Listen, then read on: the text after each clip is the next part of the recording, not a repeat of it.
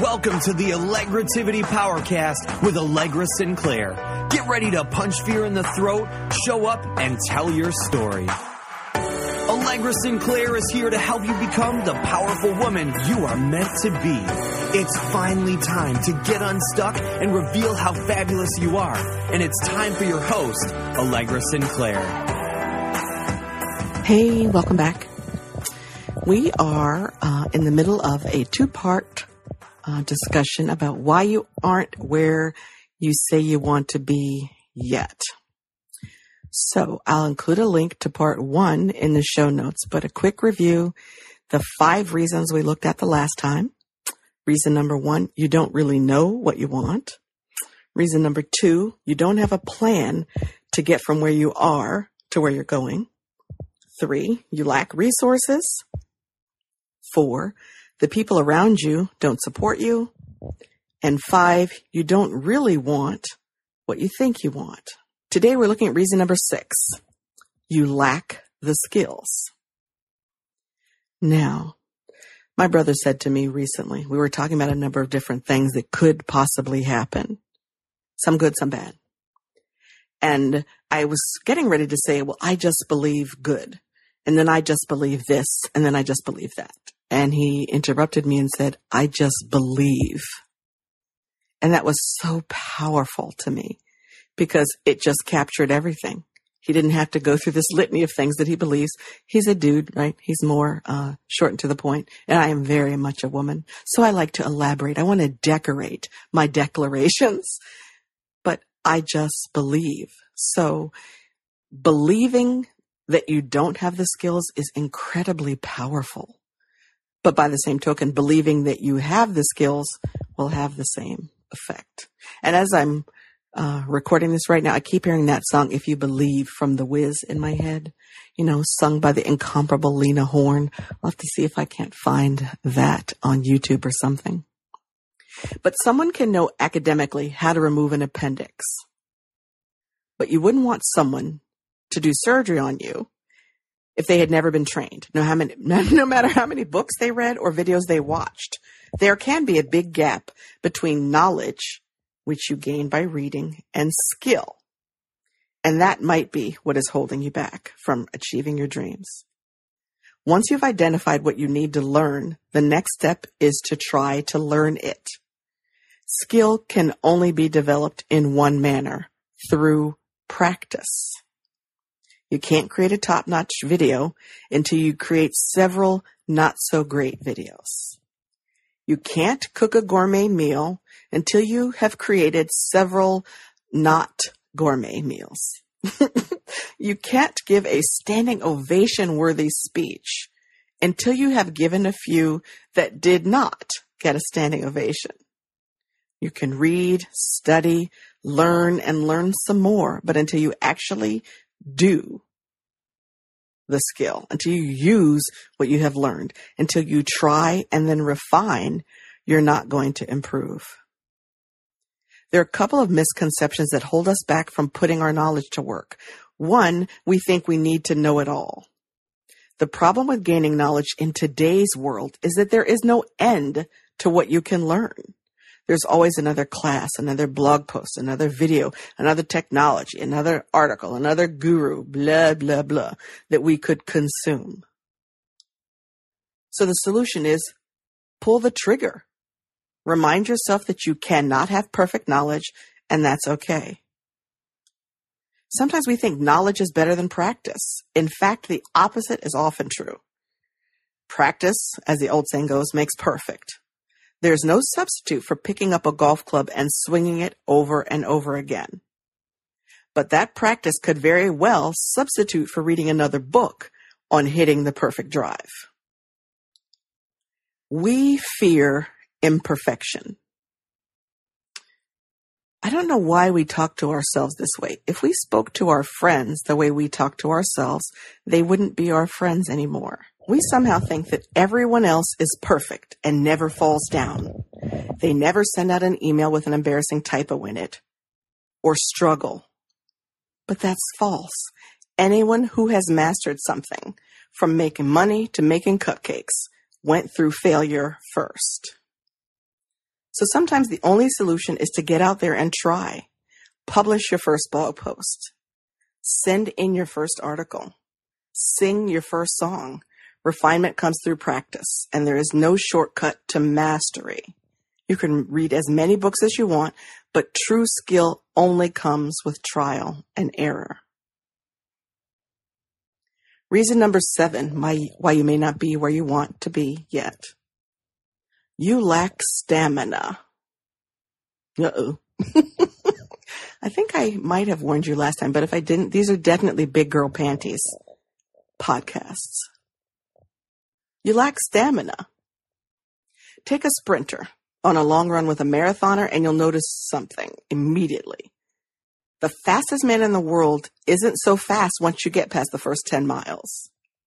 The marathoner, who started out at a more moderate pace, slowly overtakes the sprinter because the sprinter trained herself for short distances. It's the classic tale of the tortoise and the hare. If you tend to start out with a bang on a new idea or project, only to get discouraged when you hit that first mental wall around mile 13, you may be out of shape mentally.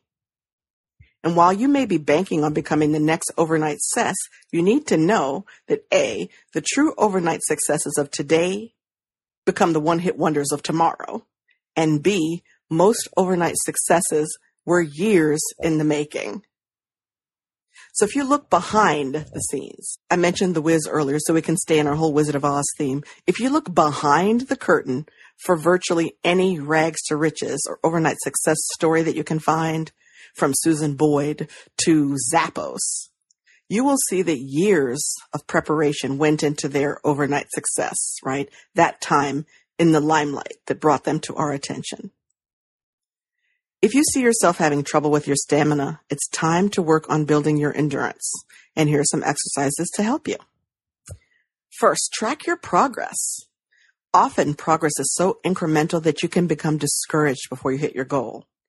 Write down your successes, small and large, and review them regularly. Review them relentlessly to remind yourself that you're making progress. You may even want to make a large visual of your goal and track your progress toward it on that. Just like in school when you put up those huge thermometers to show how much money you earned with your Girl Scout cookies. You have to track your progress. I'm going to physical therapy now, and we had our 4-week, hey, how's it going?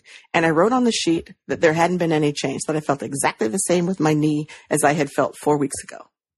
Of course, my doctor has seen that before. So she skillfully asked me some questions, and we did some exercises to test flexibility and strength and a number of other things.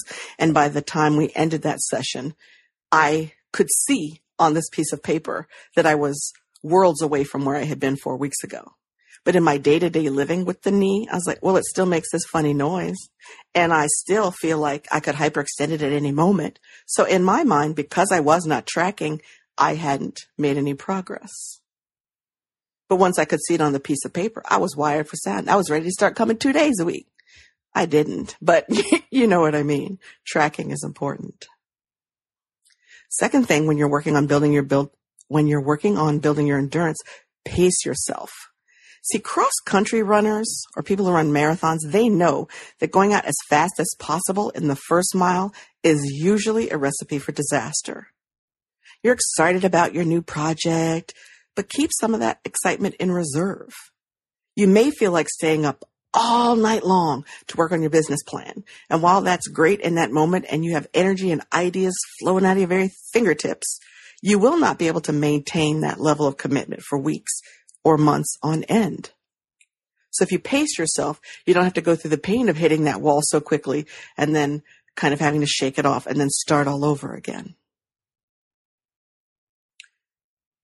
Another good tip for working on building your endurance is to cross-train. Right? Athletes do that as well, but here we're talking about finding other activities that give you a break from your main focus. You just might find that your time away from your goal refreshes you and re-energizes you and keeps you from burning out. Even if it's just for an evening or a weekend, make sure you take mini vacations from working on your dreams. and find a partner. Partners are great whether you're heading to the gym or working your way through medical school. Sometimes an outside commitment is necessary for us to stay accountable and stay on track. So having someone, a partner, in this goal, in this dream, they don't even have to have the same goal or dream, right? But having a partner who understands the challenges that you're facing can make all the difference between giving up and going on. Now, if I go back to my original analogy about the sprinter versus the cross-country runner, a sprinter can be in great physical shape, but most goals require that long-distance mindset.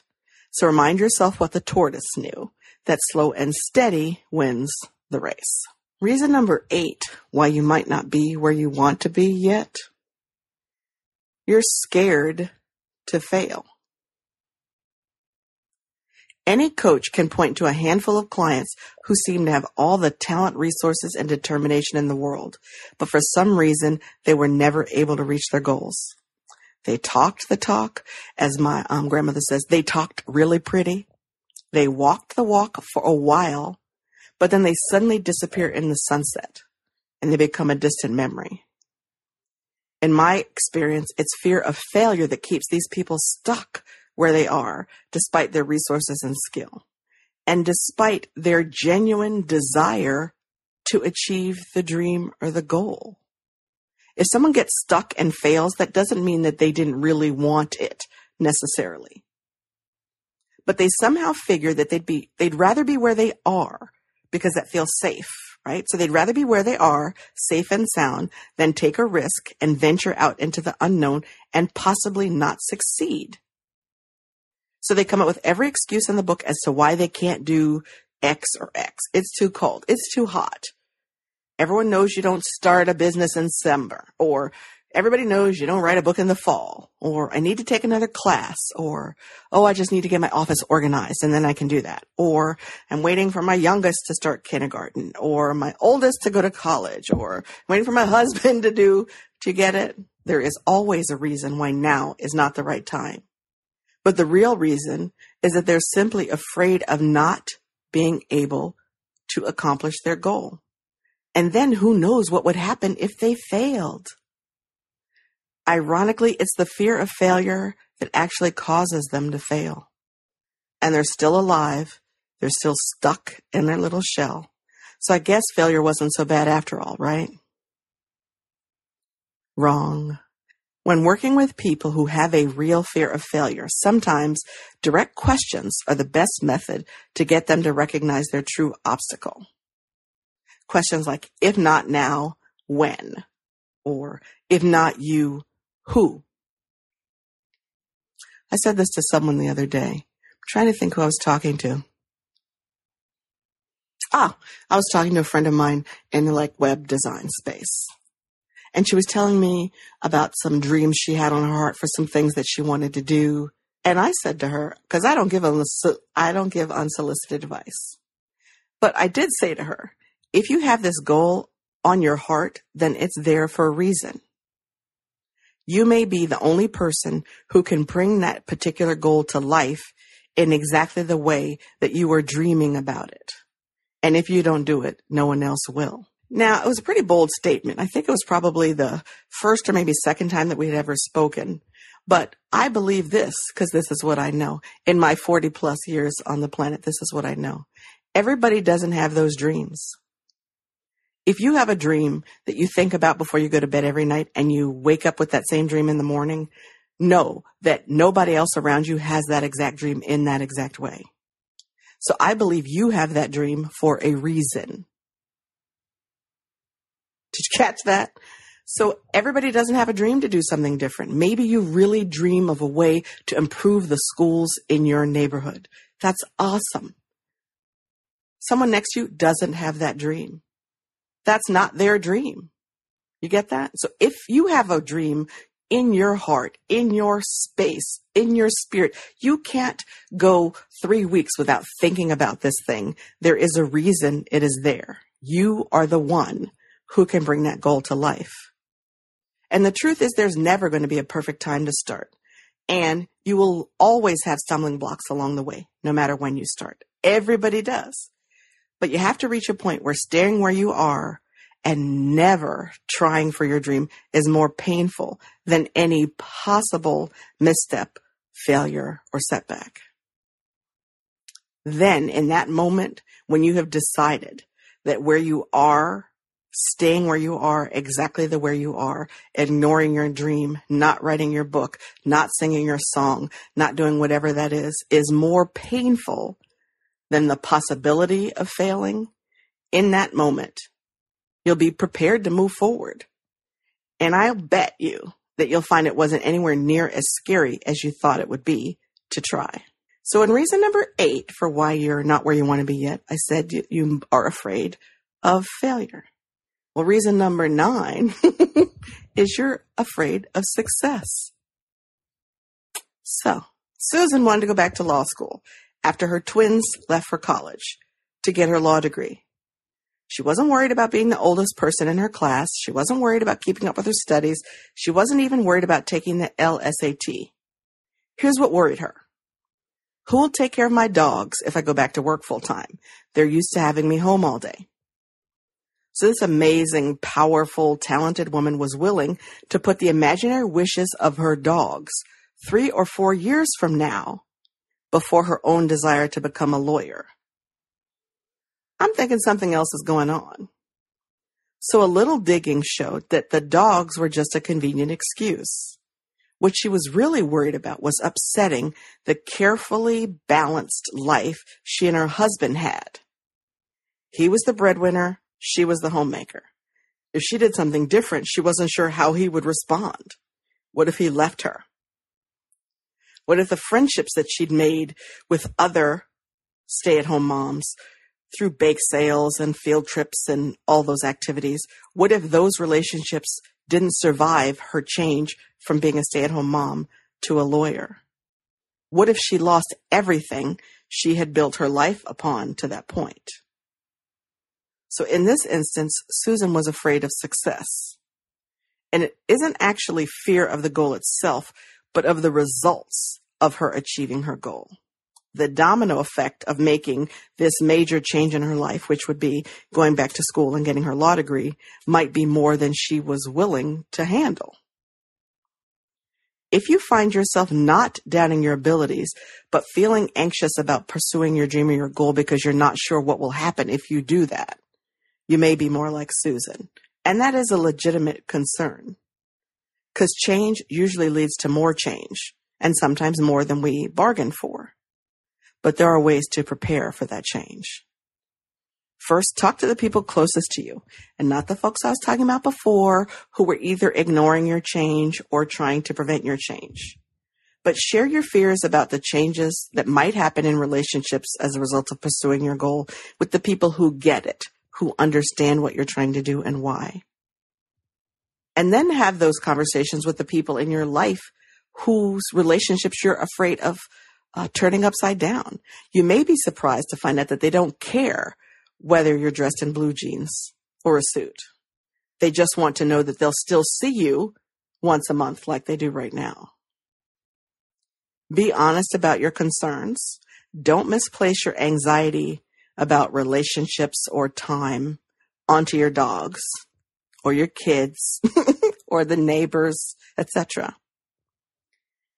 Realize that change usually happens in increments.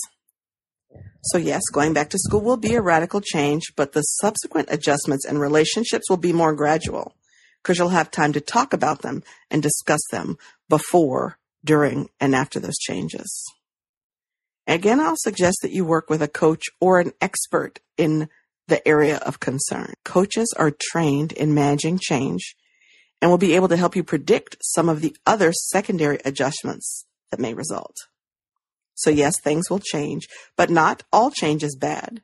In fact, you may find that your life in every area ends up better than you ever hoped it would be based on you achieving your dream. And that the dogs really don't miss you all that much. Reason number 10, why you aren't where you want to be yet.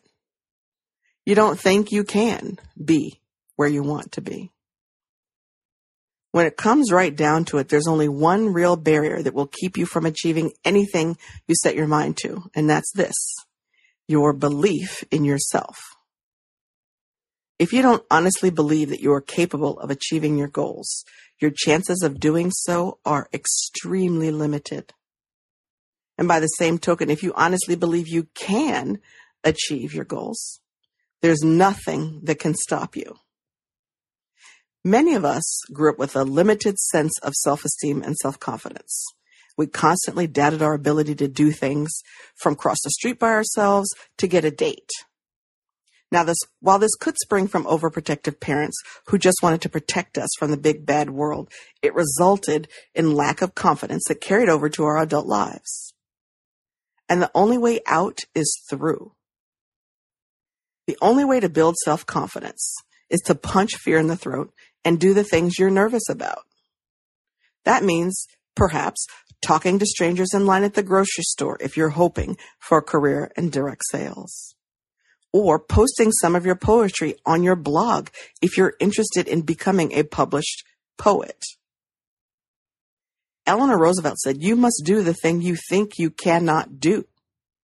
There is no shortcut to self-esteem or confidence. You can't buy it. Some days I wish you could. I would buy a lot of it and I would just hand it out liberally. In fact, I'd hand it out on Halloween instead of candy. But no one can give confidence to you. That's why so many of the school programs now that are aimed at enhancing kids' self-esteem are going way wrong. Giving everybody a medal who participates doesn't build self-confidence and esteem in children. It diminishes the reward for everyone, but that's a whole other movie. Achievements must be earned the old-fashioned way, through risk and reward. The great thing about confidence is that you can start small. If you want to complete a half marathon, you don't have to start at the half marathon. Instead, you can run around the block. Then you can run a mile. You build and build and build. And while you're building your muscles, you're building your confidence. You know you can run 2 miles because last week you ran 1.5 miles, right? You know you can sell $500 in 1 week because last week you sold $400. You know you can write 3 blog posts in 1 month because last month you wrote 2 and you already have 1 half written. So sometimes you may fail. You might only make it 1.5 miles, or you only sell 467 in a week where you were aiming at 500. But by looking at where you've come from and how far you've gone, you will know that the next step is within reach. And when you feel that in your very soul, you become unstoppable. There is no obstacle or challenge that is too large for you to overcome when you know you can overcome it. So over the last couple of weeks, I have talked through 10 different reasons why you aren't where you want to be yet. And it's not my intent to overwhelm you with information, but to inspire you and give you hope. Maybe you've identified only one reason why you're stuck where you are right now. Maybe you saw yourself in all 10. That doesn't really matter. In either situation, I hope that you're prepared now to make some changes to move yourself forward. It doesn't take huge movements and sweeping changes to make progress.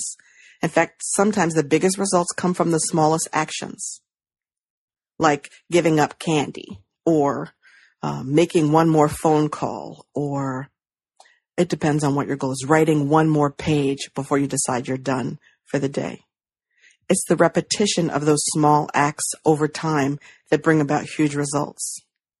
So I hope you have some clearer ideas of change. I hope you have some clarity on a very specific and individual level about what things you can take on right now, today, to move you closer to your dreams. And I look forward to hearing about it here on iTunes or on the blog posts in the comment section. Thanks for listening. I'll catch you next time. Now you've been given permission to be more powerful and influence more people. If you've enjoyed this episode, please head over to AllegraSinclair.com/iTunes and leave a review. It will help Allegra get the message out to more women that they can punch fear in the throat, show up, and tell their stories. We'll see you next time on the Allegrativity Powercast with Allegra Sinclair.